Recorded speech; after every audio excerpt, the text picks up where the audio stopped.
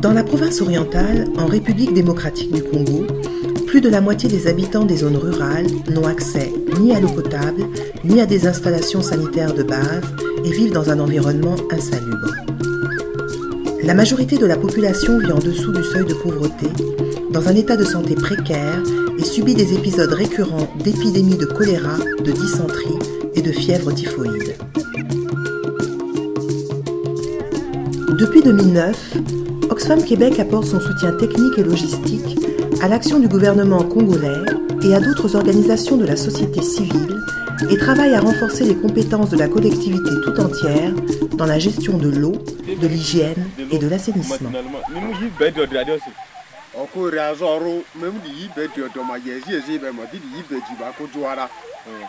La maman est malade, comme ça, comme elle a d'autres occupations, il fait la réserve d'eau à domicile. Je suis le chef de base d'Ariwara. En fait, au niveau d'Oxfam, nous avons deux volets. Dans le cadre de cet accompagnement, Oxfam apporte une certaine expertise. Nous avons une expertise dans la promotion de l'hygiène, nous avons aussi une expertise dans l'ingénierie. En voyant les points d'eau, on voit les dénivelés, la position géographique du milieu, la terre, les reliefs qu'on sort. On doit faire la fouille. La fouille, c'est-à-dire on doit rechercher les vraies émergences, les nerfs, les filets d'eau, d'où vient l'eau dans le bon sol. Dès que tout est fait, on fait un mur de retenue, mur de captage, tout en voyant long terme, et on positionne les tuyaux d'alimentation et les tuyaux de trop-plein. Parfois, sur le débit, parce qu'on doit checker le débit, on peut poser deux tuyaux quand on fait les essais, on met un tuyau de trop-plein et un tuyau d'alimentation, et que l'eau est beaucoup jusqu'à ce que la chambre est trop surchargée, on se décide de mettre deux ou trois tuyaux selon le débit. Je m'appelle Matondo, je suis le sobriquet de MTD. Il y a beaucoup de gens qui me connaissent. Nous faisons des captages, nous aménageons et puis faire les lieux de puisage, construction de lieux de puisage, là où les mamans descendent pour puiser de l'eau. C'est ce que nous faisons. Nous, dans le cadre des villages assainis, dans les sources, quand nous allons au village, là où nous allons travailler, d'abord on demande à la communauté, est-ce qu'on peut avoir un maçon d'ici pour les initier? Parce qu'après nous, s'il y a un peu de problème, les maçons ne vont. Donc vous faites la formation en même temps? En même temps, oui, oui. C'est ce que nous faisons. Bonjour. Comment ça va? Ça va bien. Vous allez à l'école? Vous avez pris bien avant de partir avec l'eau de la source? Ok, merci beaucoup. On a fait un ajout parce qu'on avait compris qu'il y avait un besoin par les mamans. Quand ils sont dans le point d'eau, il manque là où faire leur vaisselle et les lessives. On avait ajouté le lieu de lessive, à d'autres termes, on appelle ça lavoir.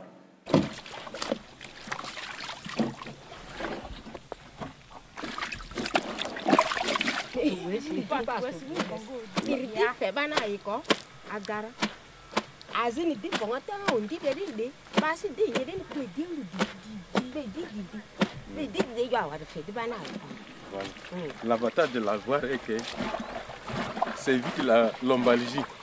Vous êtes naturel debout, vous avez l'habit, vous frottez ça ici. Mais avant, c'était par terre, on était fatigué. Pour le moment, on s'était debout, on est à l'aise. C'est ça l'avantage de l'avoir qu'elles ont trouvé. Bandi bineria. Et il a fait des borsi. Et mettez des mots dans le bongo dira ça orosi à Kanye. Et mimu wasi à Kanye. On doit dire qu'à l'autre bongo dira. La vie souvent il dit ma collé la madia ça ni de be ana fo. Ata ça ni de.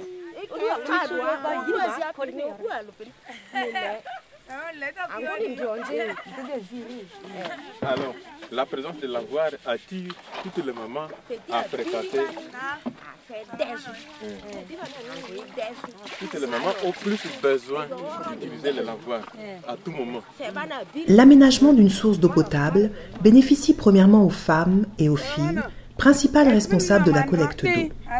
C'est pourquoi les femmes seront sondées sur leurs besoins spécifiques lors des enquêtes CAP et contribueront à la définition et à la configuration des ouvrages. Les hommes aussi seront sensibilisés à l'importance de leur rôle dans la participation communautaire. L'eau n'est pas seulement la responsabilité des femmes et des enfants. Avant la certification, il y a nos équipes de sensibilisation qui passent au niveau des ménages et les sensibilisent. Ils les sensibilisent de sorte que chaque ménage ait une latrine hygiénique. Au niveau de la latrine, il y a un dispositif pour se laver les mains. Le dispositif comprend normalement un bidon avec de l'eau. On y met aussi de la cendre ou le savon. Et les ménages doivent avoir normalement aussi un trou à ordures. Donc tout ce qu'il y a comme déchets ménagers, on vient les mettre dans le trou à ordures. Je voulais vous montrer ici avec les amis, parce que l'autre fois on parlait d'une latrine hygiénique. Donc ça c'est pratiquement une latrine hygiénique. Comme vous le voyez, il y a un couvercle. Il y a un couvercle.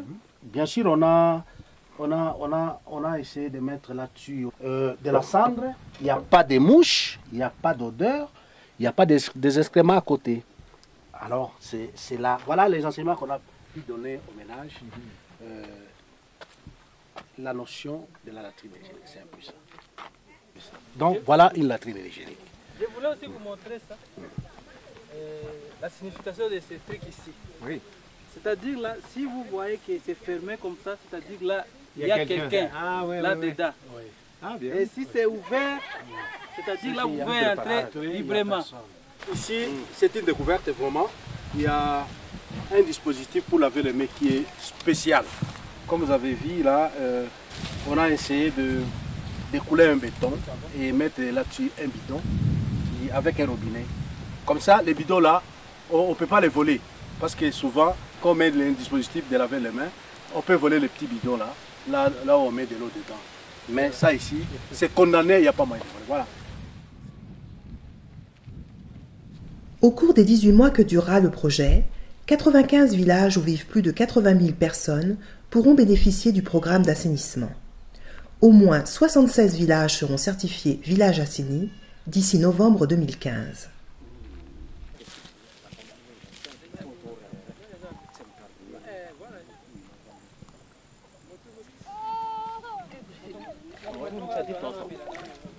Comme on est en train d'observer, ça c'est la source non aménagée.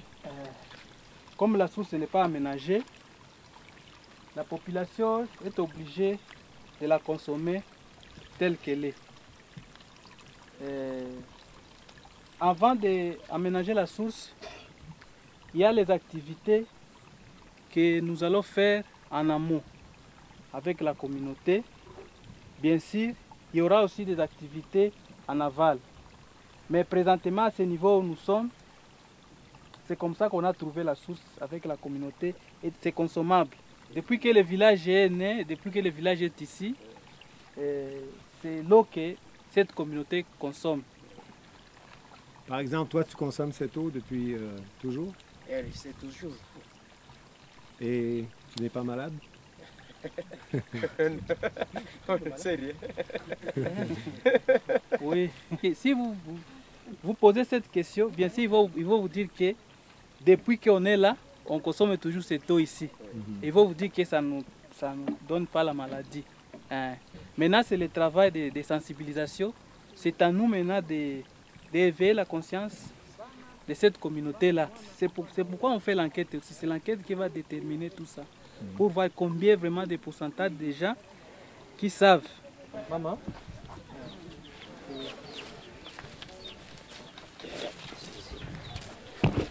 Bon, maman, na ndako na biso awa na ndako na yo, oki koyebisa biso moza bato boni kati ya ndako de metie basi.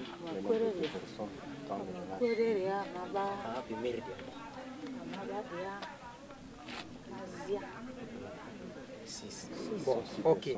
Nini nde tiaka moto azwi diarrhée ou bien libumu kosuwa. Epi ozala nini?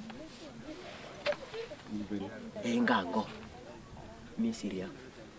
Azo engapi ba yepi diarrhée rudile di. Enga nyaka bani atani mbako dia. Lata quoi. Avec l'enquête qu'on a menée ici, nous sommes déjà dans les 18 ménages. Mais sur 18 ménages, il y a au moins 9 ménages qui n'ont pas de latrine. Mbote. Mbote veut dire bonjour. Nous sommes dans le village Essoko. Nous sommes très heureux de vous présenter les comités village Asseni du village Essoko, donc de ce village. Nous sommes certifiés. Des programmes là. Aujourd'hui, nous sommes programme de Mahare. Aujourd'hui, nous programme de Mahare. À Lozoria, à Anzi, tu as mal rapide, Isuku, à Zoï Mahadi, tu as venu Isuku, à Kouli Badapidi, et tu as dit à la terre. Donc là, ils sont certifiés bien sûr village Asseni, mais que vont-ils faire justement pour garder ce statut-là, pour ne pas le perdre? Bon, yo kama na utima vikuri erle amamaye anga salongo kanku akuma chazu ye dire ngafeni yo da amani utibare ene mapamva amasi baranje agupisu okusu oswala mapamva eyeti kartelia e contrôle akola eza la motalaka eza la douche eza la wesa of to da ile metena ya contrôle eyone olukpa lalo no do lalo peyo da kama bizu yo da mani kwemi mapamva amaito ye ene mapamva re po emi to ne asimu do diga ko amala contrôle de yama agubisu okusu. Nous avons fait la source. Pas seulement la source, tout ce qu'on a fait ici dans le village, c'était ensemble avec vous. Et nous, et avec la zone de santé, Oxfam, nous allons partir, mais ça va rester avec vous. Maintenant, c'est à vous de voir comment vous allez créer les cotisations. Parce que vous devrez quand même faire une caisse d'eau pour que c'est cette caisse d'eau-là qui va remédier. Parce qu'on sait que la source n'est pas éternelle. Il y a des fois où il y a des cassires qui peuvent se faire là-bas. Maintenant, c'est à vous, les comités, de sensibiliser tout le monde pour cotiser. Parce que l'eau, ça s'achète. Même en ville, partout, l'eau, ça s'achète. En cas de problème, c'est cet argent-là qui va vous aider maintenant à reconstruire cette eau-là. Vous pouvez être à mesure, ici, dans les milieux, ici, il n'y a pas un maçon ou bien il n'y a pas un ingénieur. Vous pouvez même faire appel à quelqu'un d'autre, il vient vous construire ça. Parce que tel qu'on a fait là, avec vous, bien, je vous assure que Oxfam ne va plus revenir ici, ou bien la zone de santé pour réparer ça. Parce que vous le savez qu'il y a beaucoup de villages qui ont besoin de l'eau. Alors nous devons aller ailleurs aussi pour aider les autres.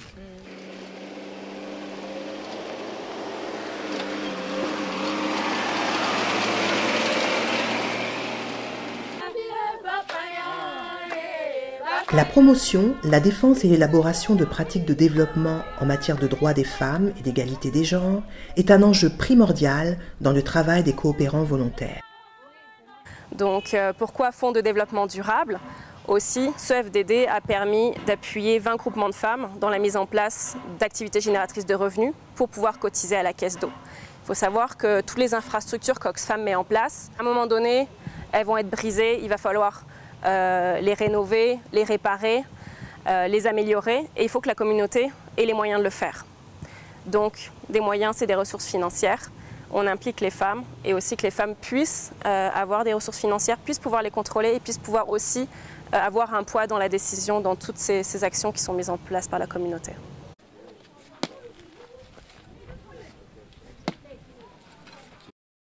C'est dur. travail est dur, comme dit la Bible. Les hommes travailleront difficilement. Chez vous, il y a une modernisation, mais chez nous, c'est le contraire. Kibo, pour commerce zolinga do, bamususu bazana do na commerce te, nde topona kikaka o tokoki mwa komeka, na kosala, nde toloba kikaka, tomeka na no kosala oyo. Soki eleki biso, simango tokotika tokobalisa musala mususu. La première question, c'était de savoir pourquoi ils ont choisi ces projets ou ces activités de fabrication de briques. Donc, pour les mamans, il y a plusieurs activités. Il y a des activités de commerce, il y a des activités de culture maraîchère, etc. Mais elles devaient choisir une activité là où elles pouvaient se retrouver plus facilement. C'est comme ça qu'elles ont choisi la fabrication de briques. Et ils vont voir comment ça va marcher. Si ça marche très bien, ils vont continuer avec ça. S'ils trouvent que ça ne marche pas, ils pourront changer une autre activité.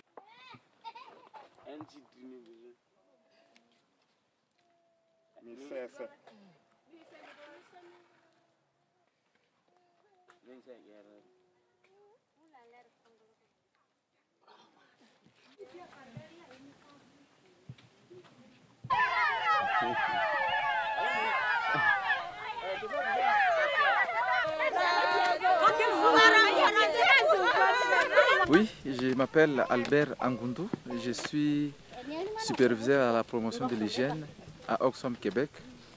Et nous travaillons dans le cadre du programme Village et École Asseni.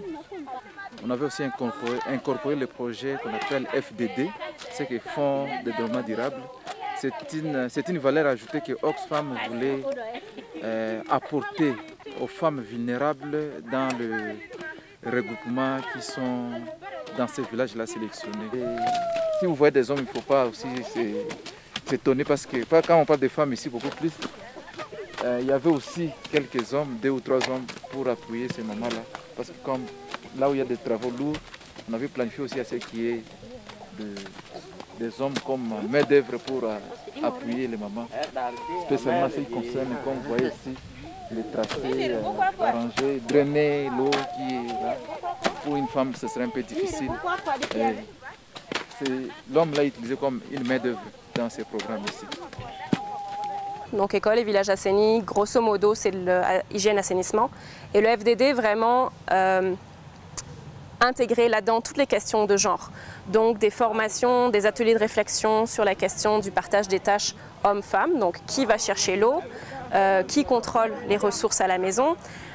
Donc vraiment, déjà commencer à poser ces questions au sein de la communauté, avec les villageois, avec les hommes, les femmes.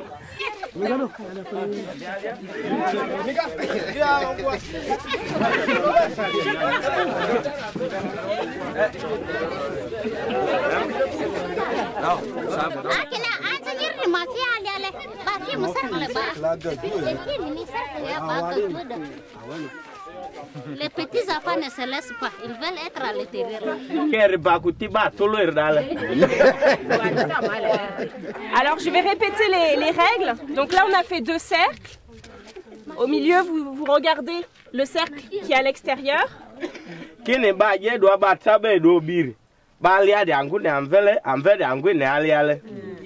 Alors on va lancer la musique.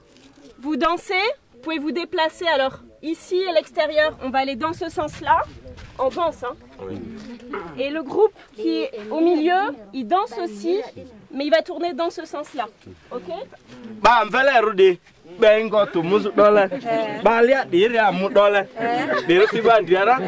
Ok. Si ta femme veut travailler, elle sera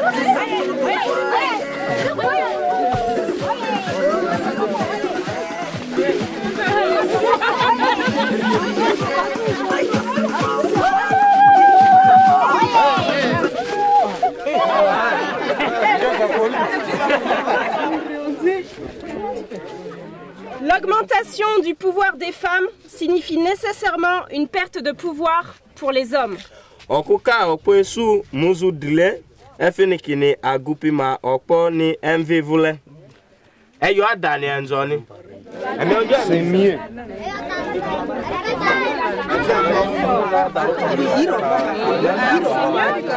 Comment ça?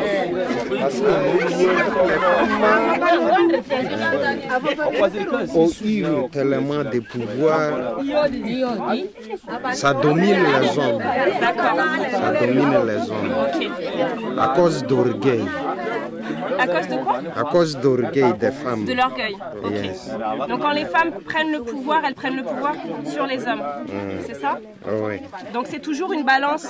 C'est une balance. Quelques-unes des femmes en prennent bien. Mais les autres, pour question d'orgueil, évoluent mal. Et vous, madame, qu'est-ce que vous en pensez?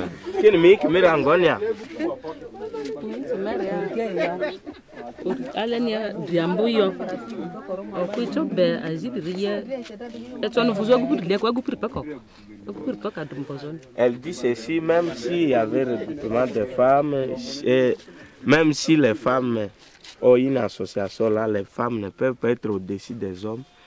Ils travaillent en collaboration. Il dit que ce que le monsieur là dit c'est faux, mais ça dépend d'une femme à une autre. Ok. Par la sensibilisation, l'implication des femmes et des filles dans le comité de gestion et la prise de décision collective, l'accompagnement de proximité, l'apprentissage des outils de suivi et la formation technique d'ouvriers dans la communauté, Oxfam Québec veut assurer la pérennisation et la durabilité du projet. À travers ce projet Village Assaini, Oxfam nous appuie d'abord techniquement à travers ses agents qui nous accompagnent, mais aussi matériellement. Il y a des matériels pour l'hygiène de base, il y a des houes, ainsi de suite, et d'autres matériels pour aménager soit les sources que Oxfam distribue pour les différents comités des villages assainis, mais aussi, avant, ils distribuaient même des dalles pour les latrines. Malheureusement, pour les derniers projets ici, ça n'existait pas.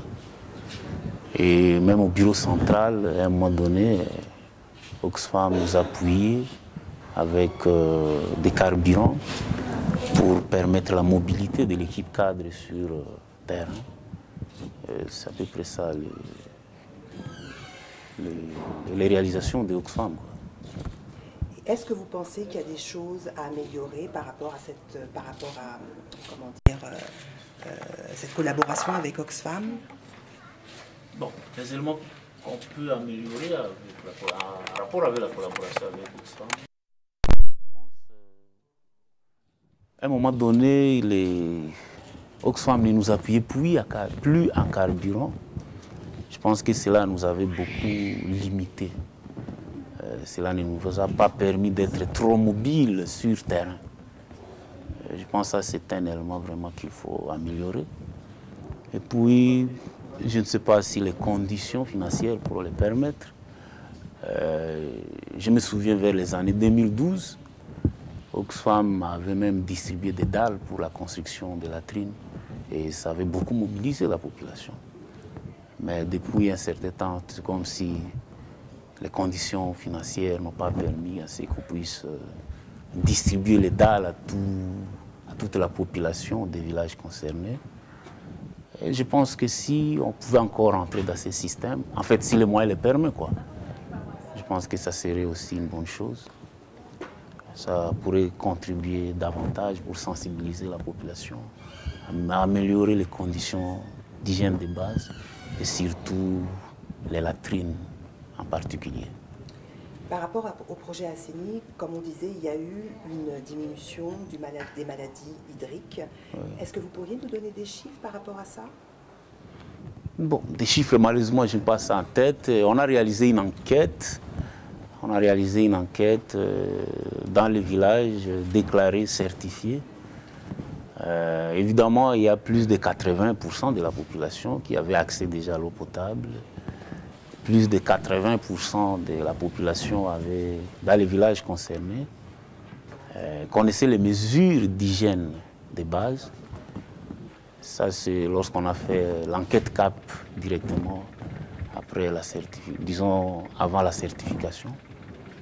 Mais lorsqu'on a fait encore une autre enquête, ça c'est une année, 2 ans après la certification, et on a constaté qu'il y avait relâchement de certaines mesures, telles que l'hygiène des latrines, par exemple, disons l'entretien des latrines. Pendant la certification, c'était plus de 80%, mais 2 ans après, ça avait régressé un peu. Je pense, si j'ai une bonne mémoire, c'est dans les 60 à 65, au lieu de plus de 80%, comme la norme demandée. Je pense, pendant la certification, lorsqu'on accompagne, lorsqu'on est en plein processus, là, la population semble mordre facilement aux différents enseignements, mais est-il que lorsqu'on a certifié, il faut encore des visites de suivi pour que le village puisse maintenir son statut assaini. Mais depuis un certain temps, on constate que lorsque les villages sont certifiés, si les visites sur terrain ne sont pas régulières, souvent il y a un relâchement. Une fois Oxfam parti, pendant que Oxfam est là, ou même après, s'il y a un problème, c'est dans cette caisse-là qu'ils doivent puiser pour faire des petits travaux. Ils peuvent faire appel même à un ingénieur. Ils peuvent payer un tuyau. Donc ils peuvent réaliser des petits travaux avec la... Donc nous, pendant que nous sommes là, on sensibilise la population, on aussi les comités, on forme ces comités-là pour les rôles qu'ils vont jouer après nous.